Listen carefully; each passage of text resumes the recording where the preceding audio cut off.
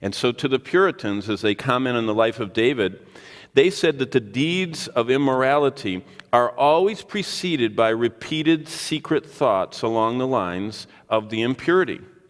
So whether David on the rooftop looking down, whether it was his first look or not, we know the thoughts were there. Because he had in his mind brought him to the place that he had thoughtfully decided on that woman that wasn't his own. And David fell headlong into sin. His fixation on the naked form of a woman he was not married to is closely mirrored by what goes on today around the world, around the clock. Our culture has risen to the point where what David did at night at a certain instant can be reproduced endlessly. How did David get into such a place spiritually that he fell so fast and so far? Like a terrorist, the powerful addiction that pornography can produce overpowered him. You see, no matter how many times he looked, that image in his mind of Bathsheba overpowered him. Don't forget that David, the man after God's own heart, was overpowered by an image he would not let go of in his mind. That's the essence of what pornography does. Whether a believer or an unbeliever, anyone who is not vigilantly denying ungodliness on a daily basis succumbs to what I'll share from this study from Wheaton is that pornography works by hijacking the brain. Now, you remember hijacking? I remember the first time I consciously ever remember hijacking was, the PLO, the Achille Lauro, and they took that Leon Klingenhofer in his wheelchair, tied him to it, and threw him overboard, and he drowned. And they hijacked the boat, this cruise ship. And basically the idea of terrorism is hijackers always work by slipping in innocently and then overpowering an unsuspecting crew, be it an airplane, cruise boat, whatever. That is what happens the world over online as Satan uses easily accessible media to slip in innocently and to then overpower. This is an analysis that I share with you of the recent study from Wheaton College, and I'll be reading 583 words of it. And they're very interesting words. And I've read it over and over again and tried to cut out as many things as I could without losing the message of what they're saying. We are fast becoming the pornographic society. Over the course of the last decade, explicitly sexual images have crept into advertising, marketing, and virtually every niche of American life. This ambient pornography is now almost everywhere. It's from our local shopping mall to our primetime television. And by the way, since this article was written, the U.S. Federal Communications Commission decided last week that they will no longer fine stations for nudity.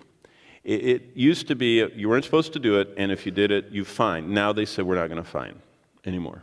So that's like saying no trespassing, but if you trespass, it's okay. It's just an open door. Continuing to the study. To no one's surprise, the vast majority of those who consume pornography are males. That's not a new development, as ancient forms of pornography attest. What is new about all this is the access. Today's men and boys are not looking at lined pictures drawn on cave walls. And they have found that. I mean, way back in caveman times, a generation or two after the fall of man and woman from the Garden of Eden, the decline downward, I'm sure that there became people that left the civilized world of Cain's city and went to the caves. And after the flood, there were lots more of them. But instead of line drawings on cave walls, Today's men have almost instant access to countless forms of pornography in myriads of forms. William M. Struthers of Wheaton College, a psychologist with a background in neuroscience and a teaching concentration in biological bases of human behavior, writes in his study, "Men seem to be wired in such a way that pornography hijacks the proper functioning of their brains and has a long-lasting effect, not only on their thought process, but their lives."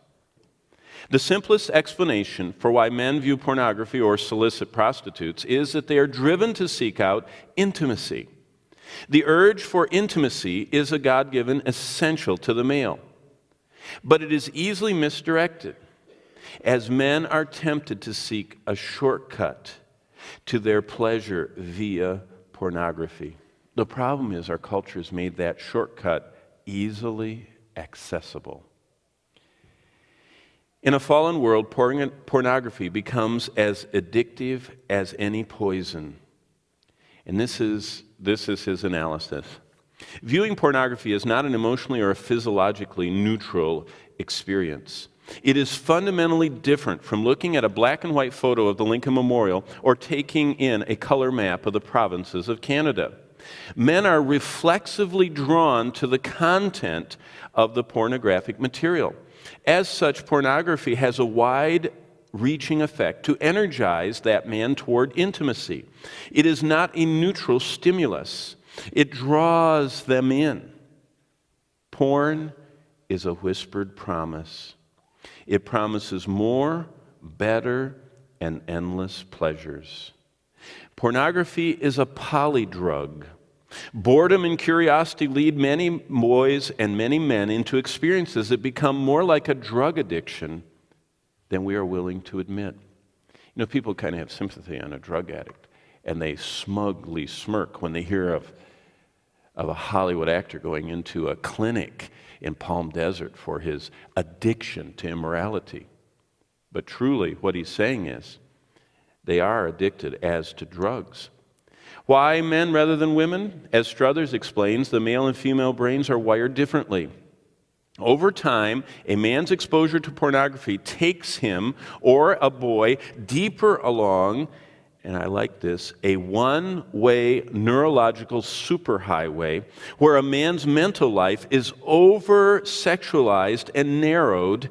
This highway has countless on-ramps, but almost no off-ramps.